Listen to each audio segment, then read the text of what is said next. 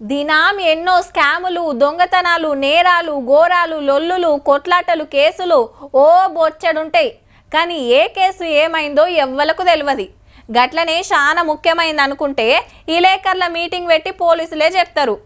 అయితే వాళ్ళకి ఇప్పుడు చాలా ముఖ్యమైన కేసు ఏందంటే ఐబొమ్మ ఉన్నట్టుంది. గందుకే మునుం పెట్టి తాపకొకళ్ళు కొత్త ముచ్చట్లు చెప్తుండ్రు. మరి ఏహే ఐబొమ్మ రవి మస్తు చాలుగాడు మంచిగా 100 కోట్ల దాకా కమాయించిండని పోలీసులు ఇస్తున్నారు లీకు. 5 రోజులు క్వశ్చన్ల మీద క్వశ్చన్ లేచి కావాల్సిన వివరాలు గుంజిరాట. సినిమాలు ఎట్లా పైరసీ చేసినావు అని. మనోనికి టీం కూడా లేదట్టులో ఒక్కడే చేసిందని చెప్తున్నారు. మరి అరెస్ట్ అయినాక ఐబొమ్మ వనని కొత్తది ఎట్లా పుట్టిందో. ఐబొమ్మ వెబ్సైట్ చూసేటోళ్లకు బెట్టింగ్ యాప్లు అట్టగట్టి అడగోలుగా సంపాదించిండని ప్రచారం అయితే చేస్తున్నారు. రవి కాడ 21,000 సినిమాలు ఉన్నాయి, ఇండస్ట్రీని మస్తు లాజ్ చేసిండు అంటున్నారు. అతనికి చాలా కాన్ఫిడెంట్ గా ఉన్నాడు. యాక్చువల్ గా దాన్ని ఓవర్ కాన్ఫిడెన్స్ అంటారు. ఇప్పటి వరకు అరౌండ్ మోర్ దాన్ 20 crores అయితే సంపాదించినట్టు దాంట్లో ఉన్నాయి.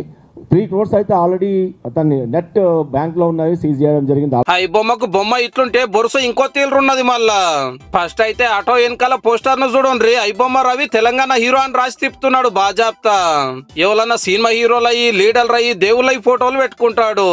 అసొంటిది పైరసీ కేసులు అరెస్ట్ అయిన మనిషి బొమ్మ పెట్టిండంటే చూడండిగా.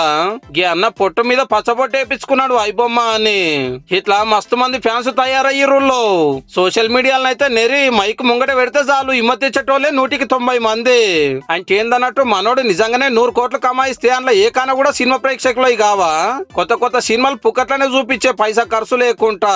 సైబర్ ఇన్స్పెక్టర్ ఒకసారి మెయిల్ పెట్టడం జరిగింది ఎవరిది అని చెప్పేసి. మెయిల్ కి అతనే ఆన్సర్ ఇచ్చాడు. అసలు మాకు అప్పటి వరకు ఇతను ఐబొమ్మ తను రవి అని బ్యాక్గ్రౌండ్ లో అప్పటి కూడా తెలియదు. మీ దగ్గర ఏం ఆధారాలు ఉన్నాయి అని మనకు అడిగాడు. అంటే జనరల్ మాకు ఆధారాలు అడుగుతున్నాడంటే ఇతను ఏంటని మేము మళ్ళా రివర్స్ ఇంజనీరింగ్ చేయడం మొదలు పెట్టాం. ఇక సినిమా కంపెనీ లాస్ గురించి పబ్లిక్ కార్డు ఎలా పెడితే 100 కోట్లు పెట్టి ఎవరు తీయమన్నారు. కొత్త సినిమా రాగానే టికెట్ల రేట్లు ఎందుకు వేస్తున్నారు. ఇంటి వాళ్ళంతా టాకీస్ లో చూడాలంటే 3,000 పెట్టాలన్నా అని క్వశ్చన్ల మీద క్వశ్చన్లే ఇవ్వట్టారు. రవి ఎంత సంపాదించిండు, సినిమాలకు ఎంత నష్టం అయిందని ఎవరు చూస్తలేరు. పబ్లిక్ ఫాయిదా అయ్యిందా లేదా అన్నదే లెక్క. కానీ ఐబొమ్మను నడిపేది ఎవరికి తెలియకుండే అరెస్ట్ అయినాక రవి సామాన్యులకు దేవుడు, పెద్దల కొట్టి పేదలకు పెట్టే రాబిన్ హుడ్ అంటున్నారంటే మనోళ్ళు ఏ లెవెల్ వెబ్సైట్ ను చూసిర్రో చూడండిగా.